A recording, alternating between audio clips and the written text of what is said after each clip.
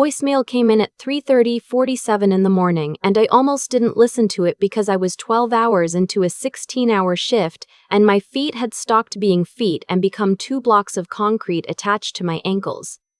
I'm an ER nurse in Phoenix. Was, at that point, for 6 years. You learn to triage your own life the same way you triage the waiting room. Sleep when you can, eat when there's a gap, and let the phone buzz, because if it's truly an emergency, they'll call twice. It called twice. The second time I picked up, and there was no one there, just breathing, the kind of shallow, wet breathing I'd heard 100 times under fluorescent lights, and then a voice I'd have known anywhere even after 8 years of only hearing it on holidays. My grandmother. She said my name. She's the only one who ever called me by the whole thing, never the nickname. And then she said, "I don't want to be any trouble, sweetheart. I just can't seem to get to my pills and your mother isn't picking up." And the line went dead. I want to tell you, I dropped everything right then. I didn't. I told myself she was confused, that she'd gotten the days mixed up the way she sometimes did, that my mother lived 20 minutes from her in the same suburb of Sacramento where I grew up and would handle it. I called my mother. Voicemail. I called my stepfather. Voicemail. I texted my mother. Grandma called me at 4 a.m. Can you check on her? And watched the little bubble do nothing. By the end of my shift, I had a feeling in my chest I knew better than to ignore. It's the same feeling I get when a patient's vitals look fine on paper, but something in how they're sitting tells me they're about to crash. I went home, slept 4 hours, woke up with it still sitting on my sternum like a hand pressing down, and I booked the first flight to Sacramento I could find without letting myself think about the cost. I didn't tell anyone I was coming. I told myself it was because I didn't want to worry my mother, but the truth is uglier than that. Some part of me wanted to walk in unannounced and see what was really happening when no one had time to arrange the furniture. The flight was 4 hours of trying not to imagine the worst and failing. I rented a car at the airport and drove straight to my grandmother's house, the little blue Craftsman on Linden Street where I'd spent every summer of my childhood, where she'd taught me to make pie crust and pull weeds and that you never go to bed angry. I knew before I parked. The lawn was the first thing. My grandmother's lawn was her pride, edged like a putting green for 40 years, and it was shin-high and going to seed. 3 rolled newspapers sat fattening on the porch in their plastic sleeves. The mailbox flag was up on a stack of mail nobody had collected. I knocked. Nothing. I rang the bell I could hear chiming inside and still nothing. The spare key was under the 3rd flower pot same as always and my hand was shaking when I turned it in the lock. The smell hit me in the entryway.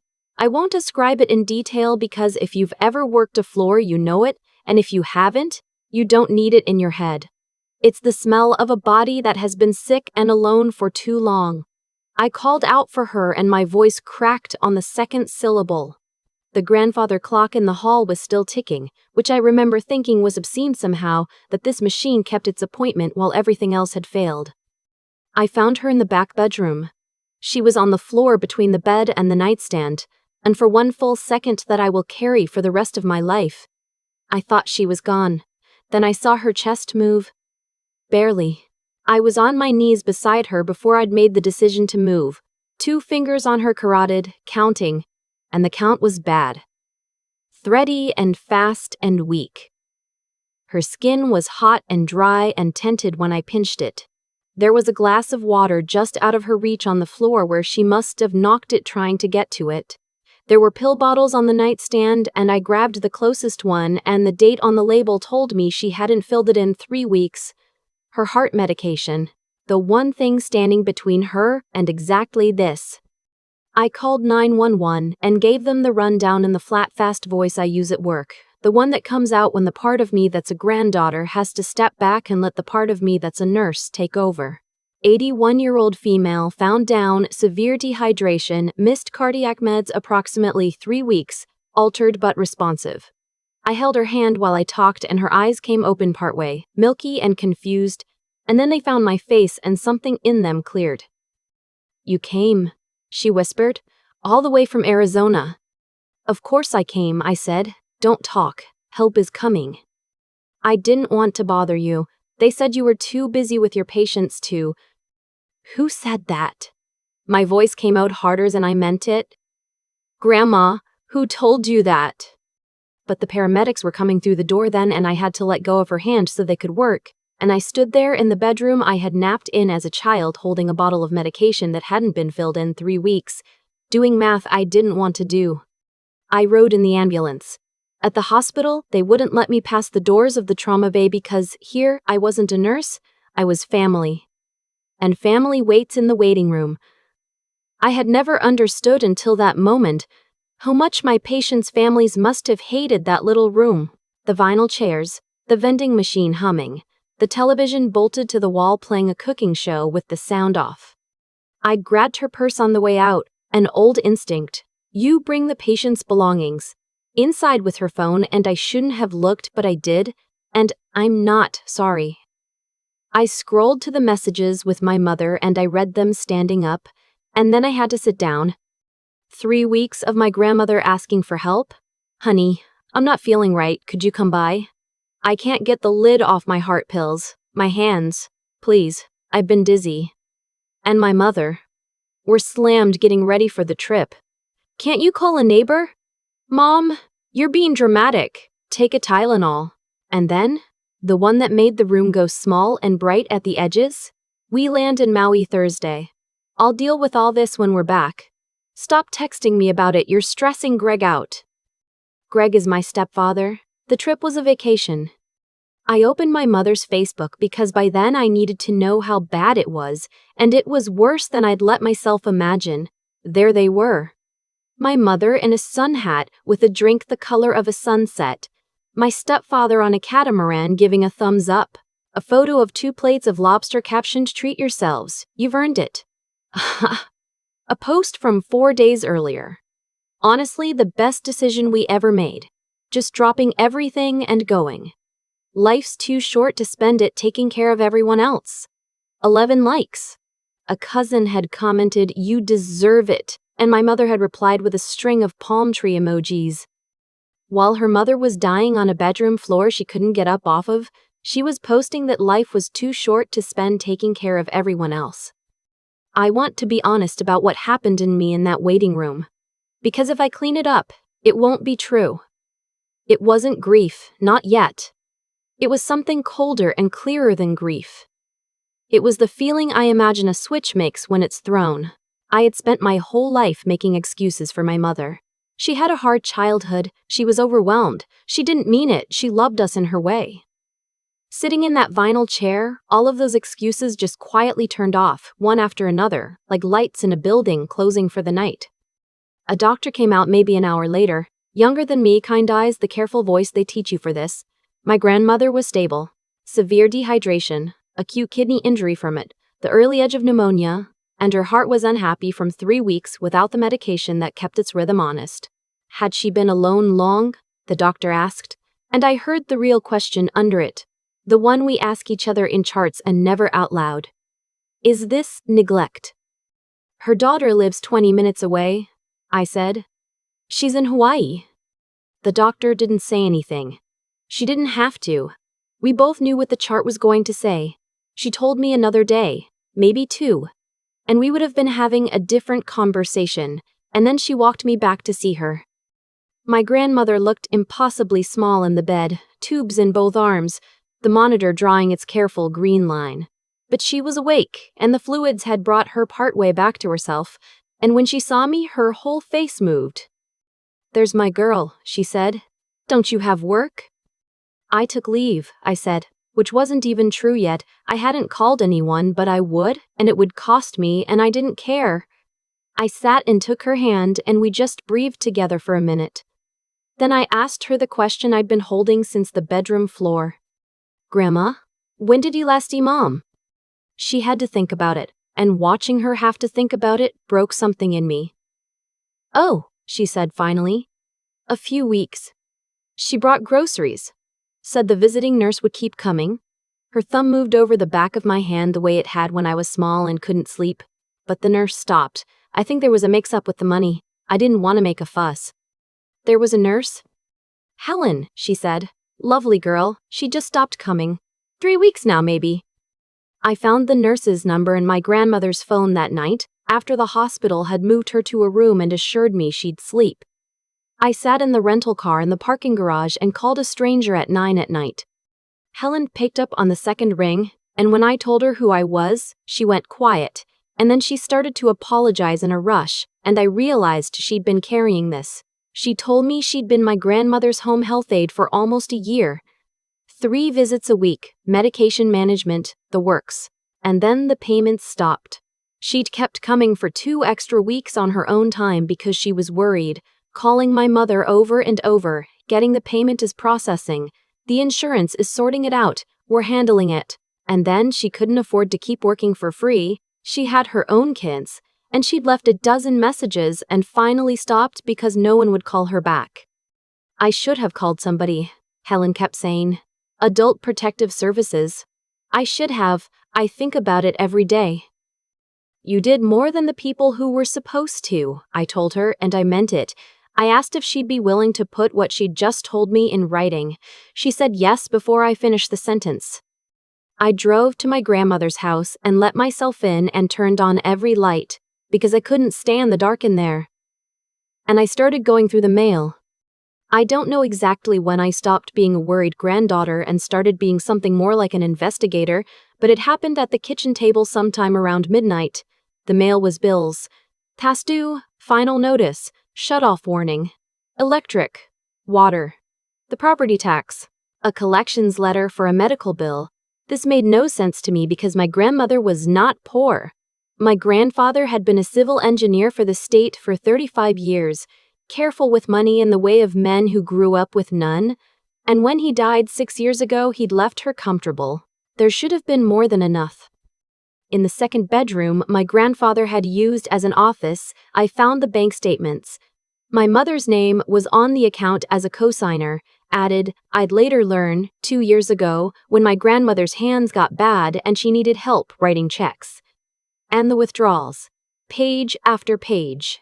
Cash, transfers, a furniture store, a jeweler, a travel agency, charges at restaurants in a city my grandmother hadn't driven to in years. Over the past 14 months, the account had been bled of more than $190,000. I sat with that number for a long time. $190,000 while the woman whose name was on the account couldn't get her $300 heart prescription filled. There was a moment, sitting there, when I thought about getting on a plane to Maui. I'm not proud of it, but I'm telling you the truth. I thought about walking up to my mother's lounge chair and turning over her sunset drink. And then, I made myself breathe, the way I make myself breathe over a coding patient.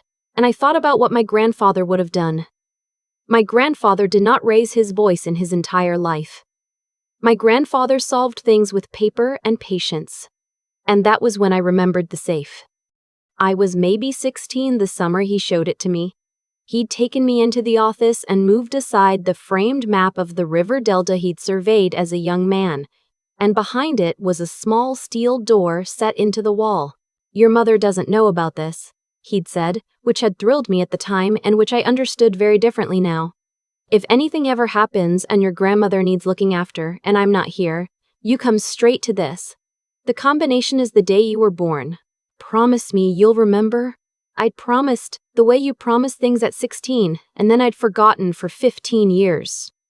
I moved the map. The door was exactly where it had been. I turned the dial to my own birthday and the handle gave, and inside there were folders, a flat velvet box, and a USB drive with a strip of masking tape across it in my grandfather's blocky engineer's printing. It said, for her. Watch before you do anything. I carried the laptop and the drive to the kitchen table. My hands were not steady. I plugged it in and there was one file, and I clicked it. And my grandfather's face filled the screen, and I made a sound I didn't know I had in me. He looked tired in the video, thinner than I remembered, and I realized he must have made it after the first heart attack, the one we didn't find out about until later, the one he'd kept from all of us. Well, he said, the way he started every serious conversation. Well, and then he smiled at the camera like he could see me. If you're watching this, then I was right about some things I hoped I'd be wrong about. Let me say the hard part first, so we can both get past it. And then my grandfather, dead 2 years by the time I watched this, told me about my mother. Not cruelly, he was never cruel, but clearly in a way no one in my family had ever let themselves be clear. He said he and my grandmother had spent their lives making excuses for her, smoothing her path, paying for her mistakes, telling themselves she'd grow into kindness. He said he'd watched her face at his cardiologist appointment and seen something there that wasn't worry. He said he hoped to God he was wrong. But I've been wrong before by hoping, he said, and I won't gamble your grandmother's safety on it. He told me where everything was, the will, the trust he'd set up specifically for my grandmother's care, separate from the household accounts, that my mother apparently never knew existed or never found, and a document he called the contingency, a provision drawn up with his lawyer, that if my mother ever failed in her duty to care for my grandmother, ever misused the money meant for her, then control would pass to me. He'd named me. Not my mother. Me. You always showed up, he said into the camera. Even when you were little. You're the one who sat with me in the garden. You went off and learned to take care of people for a living, and that tells me everything about who you are. He leaned in. The lawyer's name is on the card in the folder. Marcus. And here I'll keep his lawyer's name to myself. It doesn't matter. He's expecting you. Doesn't matter how many years pass. You call him. Then he was quiet for a second and his voice changed. I'm sorry I couldn't fix this while I was breathing. I'm sorry it falls to you. But I know what you're made of, kiddo. Take care of our girl. I love you. The video ended. I sat in my grandparents' kitchen at 2 a.m. and cried, the way you cry when no one can hear you, ugly and silent, my forehead on the table. Then I wiped my face and I opened the folders, and everything was exactly where he'd said it would be. The velvet box held my grandmother's mother's wedding ring and a note. For her? When the time is right? Your grandmother agreed. I was in the lawyer's office when it opened at 9. The receptionist's face changed when I said my name. They'd had a standing note in the file for years. The lawyer was old and sharp, and he'd loved my grandfather, you could tell. And he listened to the whole thing without interrupting once, the bank statements, the nurse's statement, the screenshots of the messages, and the Facebook posts I'd saved in the small hours. When I finished, he took off his glasses and rubbed his eyes and said he was afraid of exactly this. I'd hoped he was being a pessimist. He told me what I had. Grounds, and good ones. He could file for emergency temporary guardianship that same day, given a hospitalized vulnerable adult and a documented pattern of neglect. He could move to freeze the household accounts pending a forensic accounting. And the contingency clause meant we could begin removing my mother as the trustee of the care trust she'd been quietly draining. How fast? I asked. I know the judge who handles these, he said, given the medical emergency today, this afternoon, if I push. He pushed. By 2 o'clock, I was standing in front of a judge who read the medical record and the bank statements and the nurse's signed statement. And over the top of her glasses, she looked at me and asked if I was prepared to take on responsibility for my grandmother's care and finances. I said yes, Your Honor. She granted emergency guardianship effective immediately, froze the accounts, and signed an order keeping my mother and stepfather away from my grandmother's person and property. The lawyer told me, walking out into the afternoon light, that my mother was not going to take this gracefully. She didn't. The notices went out electronically while she was still in Hawaii. The first call came that evening, then 4 more. Then a text in all capitals. I let them go, and I went to sit with my grandmother, who was sitting up now, eating green jello and complaining about the green jello, which was the most beautiful thing I'd seen in days. I was telling her gently what I'd done, that I'd be handling things now, that she didn't have to worry about money or pills or anyone. When the door of the room banged open, they'd flown back early. I'll give them that. The lawsuit finally moved them when their mother dying hadn't. My mother was still in vacation clothes, a sundress and a sunburn, sunglasses pushed up in her hair. My stepfather behind her, red in the face. My mother's eyes went to the monitors, to the tubes, to her own mother. Small in the bed, and then to me. And she didn't go to the bed. She came at me. "What did you do?" she said, loud enough that the heart monitor beeped faster. My grandmother's pulse climbing in response to her own daughter's voice. "We got served at the airport. Greg's accounts are frozen. You've gone behind our backs and—" "Keep your voice down," I said. "This is the ICU step down, not a resort. You're spiking her heart rate." "Don't you tell me how to talk to my own mother." "You haven't said one word to her." I stepped between them, the way I'd stepped between agitated visitors and beds 100 times at work, squaring up without raising my hands. "You walked in and came straight at me. You haven't even looked at her." That landed. I watched it land. For just a second something flickered in her face and then it hardened over, because that's what she does. That's what she's always done. "We have given up everything for her," she said. "Do you have any idea how exhausting it is? The doctors, the pills, the calls? We needed one trip. One. And you used it to stage some kind of coup." "She was on the floor, Mom." I kept my voice level because I knew level would cut deeper than shouting. "For days we think. Couldn't reach her water. The nurse you stopped paying quit 3 weeks ago. The doctor said one more day and she'd have died on that floor while you were posting that life's too short to spend taking care of everyone else." Her face went white at that. She hadn't known I'd seen it. $190,000, Mom. From her account I have every page. My stepfather found his voice. "Those are family funds. You don't understand the arrangement." "I understand the arrangement." I didn't look at him. I kept my eyes on my mother. Grandpa understood it too. Before he died. "That's why none of this is up to you anymore."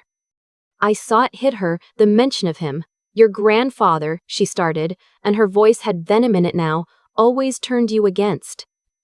"Get out," I said quietly. "Or I'll call security and I'll make it loud and you'll do it in front of the whole floor." They got out. My mother's sobs followed her down the hall, performed for an audience that wasn't taking the bait. The nurses at the station watched her go with the flat professional faces of people who have seen every kind of family. One of them caught my eye and gave me the smallest nod. My grandmother was watching me when I turned back to the bed and her eyes were wet, but not, I think, only from sadness. "You sounded just like him," she said. "Your grandfather. Right at the end there." She reached for my hand. "He always knew." The weeks after were their own kind of war, fought on paper the way my grandfather would have wanted. The forensic accountant confirmed the number and then some, closer to 210,000 once they found the second account. There were forged signatures. My mother had tried to take out a reverse mortgage on the house my grandmother owned free and clear, and the signature on the application was not my grandmother's hand, and that is its own crime with its own name. The lawyer filed the report. "I want to tell the people who left comments on the last story I'll never know existed, the ones who said the family in these stories always gets off too easy. It didn't. This time." The district attorney's office took the financial elder abuse and the forgery, and there are court dates, and my mother and stepfather will answer for it in front of a different kind of judge than the one who took her money away. At the formal hearing, the contingency clause did exactly what my grandfather built it to do. My mother was permanently removed as trustee, and there was a final provision I hadn't known about, that the lawyer read aloud with something close to satisfaction in his voice. Any trustee who breached their duty forfeited their own inheritance. My mother had spent 14 months and $100,000 to disinherit herself. The look on her face when she understood that is the only part of this I'm not entirely proud of holding on to, but I'm human, and I'm holding on to it. The calls didn't stop right away. There was one stretch where I counted 76 missed calls in a single day before I finally blocked the numbers, and then the aunts and the cousins started calling instead. "Family is family, surely you can work this out. Your mother is beside herself." What none of them understood was that there was nothing to work out. My mother hadn't made a mistake on a bad weekend. She had looked at her mother's text messages asking for help and chosen Lobster. My grandmother came home in the spring. Helen came back. I made sure she got every dollar of the back pay first before anything else, and she cried in the driveway, and so did I. I took a transfer to a hospital 20 minutes from Linden Street nights mostly, so my days are hers. We resodded the lawn. She supervises from a chair under the dogwood and tells me I'm doing it wrong, and she's usually right. She asked me once near the start whether I'd given up too much, my life in Arizona, my apartment, my friends, all of it left behind. I told her the truth, which is that I didn't give up anything that mattered. I'd spent 6 years learning to take care of strangers, and somewhere in there, I'd forgotten the whole point of it, which is that you do it for the people who are yours. My mother taught me what family isn't. My grandfather, from the other side of a webcam 2 years dead, taught me what it is. It's whoever shows up, it's whoever stays. There's a cardinal that comes to the feeder my grandmother hung off the back porch, a bright, stubborn red against all that green. And she swears up and down that it's him, come to check on us. I used to think that was the kind of thing old people say to comfort themselves. I'm not so sure anymore. Some afternoons we just sit out there, the two of us, and watch for it. And when it comes, she squeezes my hand, and neither of us says anything at all. I keep coming back to one number, $190,000, and the $300 prescription that number could have filled 1,000 times over. That gap is the whole story. My mother didn't fall into neglect by accident. She chose it one small decision at a time, every text she swiped away, every payment she let lapse, every photo of Lobster she posted while her own mother lay on a bedroom floor, unable to reach a glass of water. Nothing in this life happens without a cause, and nothing she did to Grandma came from nowhere. It came from years of being excused, of learning that someone else would always clean it up. The Lobster in Maui was just the bill finally coming due for a lifetime of taking. I think about my grandfather a lot now, because he understood something my mother never did. He couldn't fix her, but he could be honest about what he saw, even when honesty cost him the comfortable lie that his daughter would come around. Seeing a person clearly, refusing to pretend the math adds up when it doesn't, is its own kind of wisdom, and it's the part most of us skip because it hurts. He didn't skip it. He sat down in front of a camera with a failing heart and told the truth into the dark, hoping I'd find it. That clear-eyed honesty is what saved Grandma's life, 2 years after his own ended.